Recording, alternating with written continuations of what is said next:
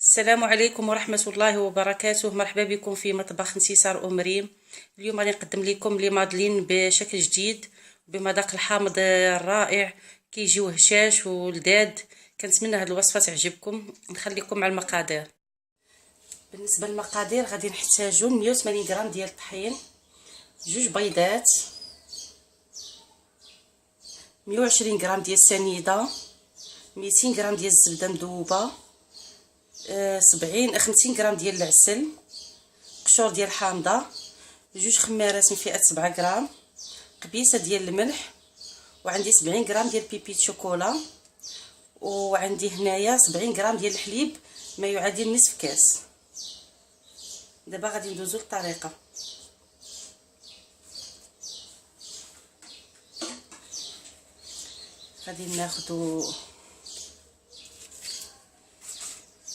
غادي ناخدو الزلافه، غادي نديرو فيها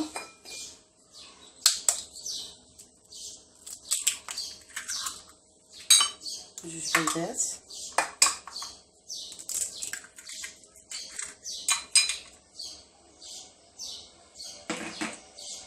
ونضيفو عليهم قبيصه ديال الملح،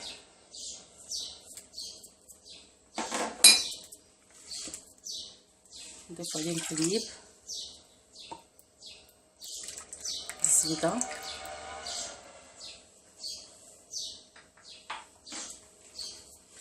صافي غادي نخلطوهم.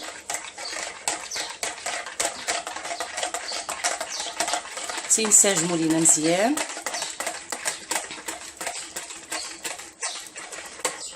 نضيفوا عليهم السنيده،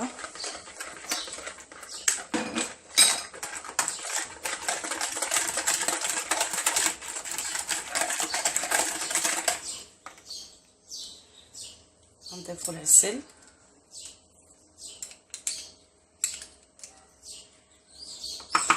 نحاول نديروا واحد هذا العسل اللي يكون من نوعيه جيده باش يعطينا فيهم واحد النكهه. صافي وغادي نخلطو مزيان. نزيدو قشور الحامض،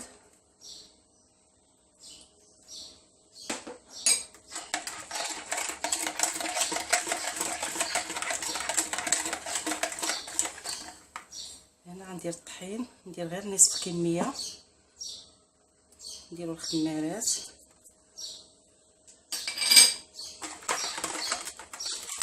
انا ديما الطحين ما كنبغيش نديرو كله في مره على حسب الطحين. كاين الطحين اللي كيشرب بزاف، كاين الطحين اللي لا.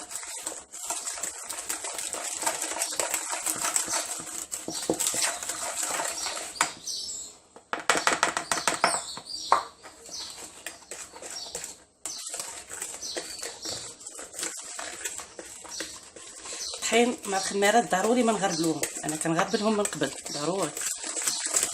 لا في الكيك ولا في لي كاب كيك ولا لي مافل كيك، اي حاجه ضروري ما نغربلوهم باش نحصلوا على واحد النتيجه اللي هي مسكون مزيان. باقي شويه خفيف. اذا هاد الكميه كامله ديال الدقيق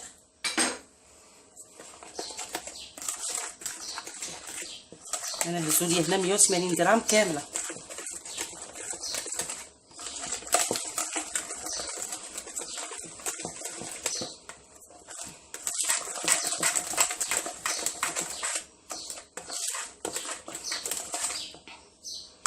صافي دابا غندير فيهم بيبيت شوكولا، ضروري ما نديروهم في المجمد ضروري.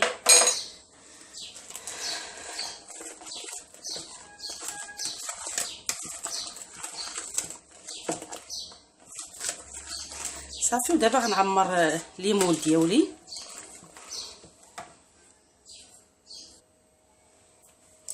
دابا كيف كتشوفوا معايا انا بعد ما دهنت ليمون ديالي مزيان بالزيت ورشيتهم بالدقيق، دابا غادي ندوزو باش نعمروهم.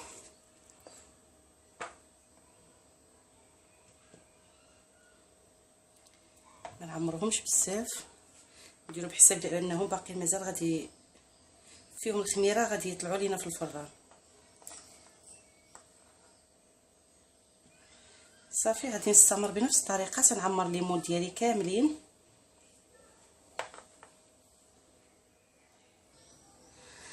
دابا كيف كتشوفوا معايا بعد ما عمرت ليمون ديالي كاملين، غادي ندخلهم للفران يطيبوا على درجه الحراره 180 مده 25 دقيقه.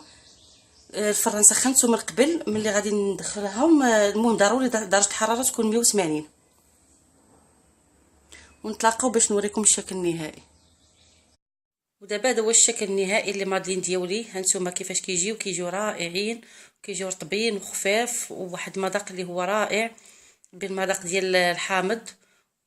كنتمنى هاد الوصفه تعجبكم. انا في التزيين وحدين درت فيهم شويه الشوكولاته ذوبتو وزينت به من الفوق ورشيته بشويه الكوك، والاخرين زينتهم بشويه الشوكولاته مذوب مع معلقه ديال كريم فريش ودرت فيهم حبيبات الشوكولاط. كيجيو لذاذ. كنتمنى هاد الوصفه تعجبكم، واذا عجبتكم بارطاجيوها مع الاصدقاء، وما تنساوش تضغطوا لايك وتنضموا للقناه باش ديما تواصلوا بالجديد.